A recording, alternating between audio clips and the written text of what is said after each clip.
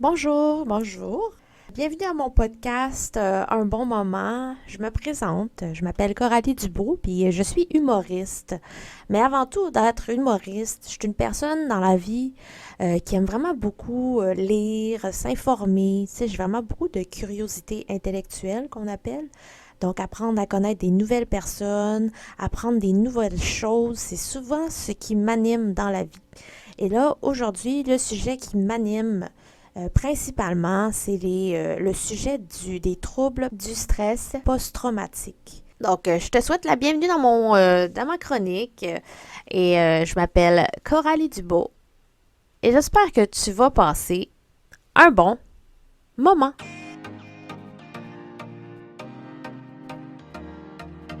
Quand on parle de stress post-traumatique, souvent quand il y a des personnes qui se sont trouvées confrontées soit à la mort, à la peur de mourir ou à des blessures vraiment comme graves qui peut affecter leur intégrité physique ou celle d'une autre personne qui a été menacée.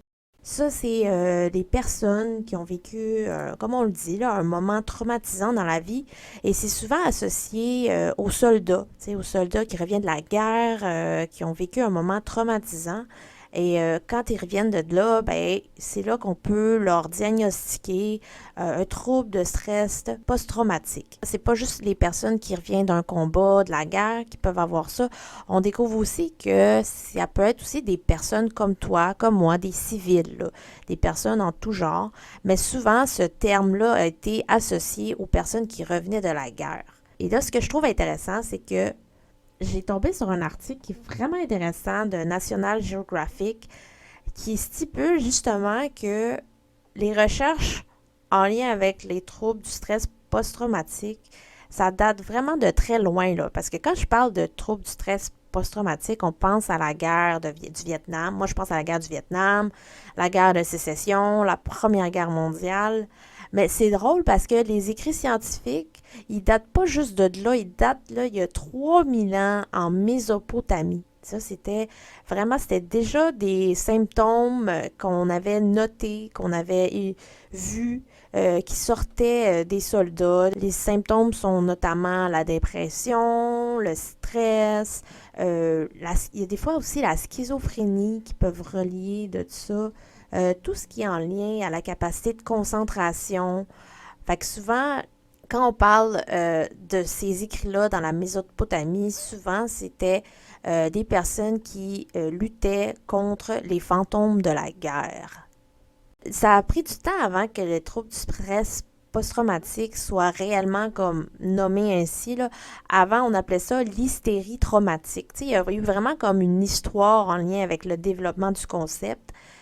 Puis je trouve ça assez comme aberrant, surprenant parce que les femmes, à la base, les femmes de ces soldats-là, c'est eux qui avaient aussi des symptômes. Tu sais, mettons, leurs maris sont partis en guerre, là, ils savent pas s'ils vont revenir. Donc là, il y avait comme, puis quand le mari revenait, ben là, c'est elle qui vivait avec lui comme 24 heures sur 24. Puis là, c'est là que les femmes, tu sais, ont remarqué qu'il y avait des symptômes, qu'il y avait des maris qui revenaient, les soldats, ils n'étaient pas 100% mentalement là, tu sais, ils n'étaient pas présents, ils étaient déprimés, dépression. Et là, quand les femmes ont commencé à en parler aux médecins autour d'eux, ben les médecins, ils se sont dit, sur le coup, ils se sont dit, ben, c'est des femmes, tu sais, ils doivent être dramatiques, ils doivent exagérer, tu sais. C'est comme si on les croyait pas, puis qu'avec le temps, quand on a vraiment vu réellement qu'il y avait des symptômes, quand un médecin est allé voir vraiment plusieurs soldats, qui a remarqué, hey, finalement, ces femmes, ils faisaient pas du drama, là, pour du drama, là, c'est vraiment vrai.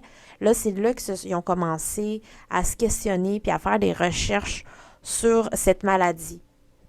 Et je trouve ça assez drôle parce que, ben drôle, ironique parce que je trouve ça comme plate qu'il a fallu que dans ce temps-là, les femmes dans cette étude-là n'étaient pas comme considérées comme étant une donnée, une vraie donnée, là. C'est comme si ils étaient comme pris pour des folles ou des personnes hystériques, puis que les hommes aussi, eux, vu qu'ils ne démontraient pas réellement, tu sais, émotionnellement, ou ils ne démontraient pas à l'extérieur, c'est comme si tout ça, ça passait comme dans du beurre. Alors que ça devrait pas. Parce que il faut en parler de ces choses-là.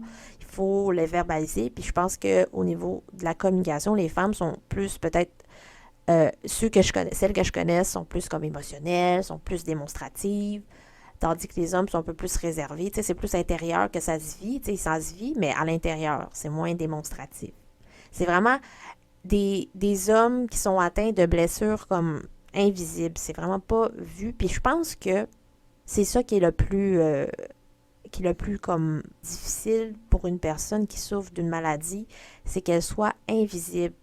Comme la dépression, comme toute autre maladie, la schizophrénie, des choses que on ne perçoit pas, mais que la personne en face de toi vit quotidiennement, puis qu'on ne le sache pas. Je pense que c'est une des maladies, selon moi, qui serait, d'après moi, le plus difficile à vivre quotidiennement. Là, je te parle de symptômes post-traumatiques parce que, je sais pas, ça me fait penser, là, je vais parler d'un sujet plus léger parce que là, c'est un peu lourd là, comme sujet, mais je parle de la guerre du Vietnam, puis là, moi, ça me fait juste penser à mon film préféré qui s'appelle Forrest Gump. Je sais pas si tu l'as déjà vu, écouté, Forrest Gump, qui relate vraiment très très bien la guerre du Vietnam, comment l'évolution aux États-Unis, la politique, les militants, tous les enjeux de ce temps-là. Tu sais, là, quand la télé était en noir et blanc, puis Elvis Presley était vraiment populaire, c'est vraiment, si tu connais pas ce film-là, va l'écouter, c'est vraiment touchant parce que le personnage principal qui s'appelle Forrest Gump, c'est un autiste, c'est quelqu'un qui fonctionne de manière différente des autres et qui vit les émotions de façon différente aussi. Puis à travers sa naïveté, son simplisme, il nous fait vivre différents événements historiques des États-Unis, comme mettons l'élection du premier président des États-Unis. C'était John F. Kennedy, là. Donc, des trucs comme ça, la découverte, toutes les découvertes qui ont été faites, il nous fait tout revivre ça, la musique, le style de musique qui était populaire, les vêtements. Et je pense que c'est ça qui fait que c'est un de mes films préférés, Forrest Gump. C'est le fait que le personnage soit tellement simpliste, qu'on s'y attache facilement, qu'il est naïf, qu'on peut pas comme le détester, là. C'est comme si c'est un éternel enfant qui découvre le monde puis qui sait pas dans quoi il s'embarque quand, exemple, il choisit d'aller dans l'armée. T'sais. Sa mère, elle, qui a toujours été là pour lui, et qui s'est assurée qu'il y ait une éducation, prêt à faire des sacrifices énormes, et de voir qu'elle croit toujours en lui malgré le fait qu'il soit différent des autres. Je pense que c'est ce message-là qui fait en sorte que ça me rejoint beaucoup, la différence et la naïveté. Donc, Forrest Gump, si jamais tu l'as pas écouté, moi je l'écoute au moins une fois par année parce que c'est surtout l'été. Je sais pas pourquoi. C'est peut-être à cause des crevettes de Bubba Gump. Et Bubba Gump étant un de ses meilleurs amis, que un de ses rêves, c'est de se créer une entreprise de crevettes. Puis Bubba Gump, c'est un personnage qui est comme un des meilleurs amis qui va accompagner pendant un bon bout de temps Forrest Gump dans la guerre. Donc, ça va être... je parle de ce film-là, puis j'ai juste envie de le réécouter. Parce que c'est comme, toujours, à chaque fois quand tu réécoutes un film, c'est comme si tu découvrais toujours des nouvelles choses, des nouveaux passages ou une nouvelle perception du personnage ou d'un point de vue ou comment les relations entre les personnages évoluent aussi. Parce que dans le fond aussi, Forrest Gump, il tombe en amour avec une femme qui, là c'est selon différents points de vue, là, qui a des sentiments pour lui, mais qui n'est pas les mêmes, tu sais. Elle éprouve beaucoup plus d'appréciation envers lui. C'est ce qu'elle semble donner comme impression, de l'appréciation plutôt que de l'amour. Tu sais, c'est comme plus un amour enfantin, amour comme t'es mon petit frère, je te considère comme mon petit frère. Tandis que lui, c'est plus comme il y a des sentiments vraiment amoureux. Tu sais, il veut sortir avec elle. Il commence à développer vraiment des émotions qu'il n'est pas capable de gérer parce que lui, Forrest Gump, les émotions, c'est quelque chose qui comprend pas encore. C'est tellement abstrait. C'est un gum vraiment de tête. Donc, en tout cas, si jamais tu l'as pas écouté, vraiment, vas-y, Forrest Gump. C'était vraiment un bon film. Puis là, je te parlais de guerre, pas pour rien. Je te parlais de guerre parce que ben, je reçois un humoriste que j'aime beaucoup parler. Je le crois souvent dans les soirées d'humour. C'est un ancien combattant de l'armée, justement. Et je trouve qu'en parlant avec lui, c'est tellement une personne qui a plein de ressources, déterminée. Tu sais, il me l'a dit, là, il a dit que lui, il se consacrait 100% à sa carrière d'humoriste, puis ça marche, là, ça marche. Il a été faire un show à Yellowknife. Tout était payé, l'avion, l'hébergement. Tu sais, Yellowknife, là, c'est le fun. Là-bas, il y a des aurores boréales. C'est comme un peu, dans le milieu de l'humour, c'est comme un rêve, là. Quand ton billet d'avion il est payé, quand ton hébergement est payé. En tout cas, c'est le rêve de toute une vie, de faire ça, là. Voyager pour faire de l'humour, c'est comme on the top, tu comprends, là?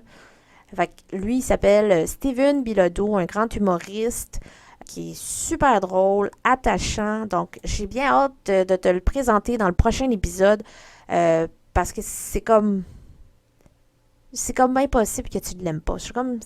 Il est rassurant. C'est comme un papa humoriste. Moi, je l'appelle un papa humoriste. C'est très comme, euh, dans sa façon de parler, je trouve qu'il est très, je cherche le mot, là. Enveloppeur. J'ai juste le mot enveloppeur en tête, là. Tu sais, là, comme s'il te prenait dans ses bras, là, une façon, dans le ton de sa voix, là, très rassurant, sécurisant. Donc, j'ai bien hâte de vous présenter cet épisode, mais ça va être la semaine prochaine, mercredi. Donc, c'est tout ce qui complète cette petite chronique. Comme je l'ai dit dans mes épisodes passés, je fais des chroniques parce que parler tout seul, parler longtemps, c'est vraiment difficile pour moi. Moi, étant une personne qui, à la base, est plus à l'écoute de l'autre et qui n'est pas très souvent dans le parler longtemps, là. Fait que là, pour moi, c'est vraiment un effort que je fais à parler dans un micro, seul, chez moi, qui a juste mes chats qui m'écoutent parler puis qui disent rien. C'est vraiment un bon défi. Donc, pour ça que je fais des chroniques entre les épisodes parce que ça me permet de me sortir de ma zone de confort. En ce moment, je sors de ma zone de confort et essayer d'apprécier ou de verbaliser mes pensées et d'aimer ça. Là, pour l'instant, je trouve ça ordinaire, là, qu'est-ce que je dis. Mais là, à force d'en faire, on dirait que je me dérouille un peu plus. Puis, en tout cas, j'ai l'impression que j'évolue d'une certaine façon, mettons. Donc, c'est ça. Je te laisse là-dessus. La semaine prochaine, mon prochain épisode avec Steven Bilodeau, l'humoriste. Et je te remercie encore de m'écouter, de me soutenir, juste d'être là. Tu sais, juste comme recevoir des messages de personnes qui me disent « Ah, j'ai regardé ton épisode, c'est vraiment le fun. » C'est juste ça, là. Ça, là, c'est vraiment une grande fleur, là. Tu sais, ça me dit que, wow, je suis entendue et intéressante. Wow! C'est quand même... En tout cas, c'est une belle fleur. Donc, je m'appelle Coralie Dubois. Je suis humoriste, curieuse aussi intellectuellement. Et j'espère que tu as passé un bon moment. À bientôt!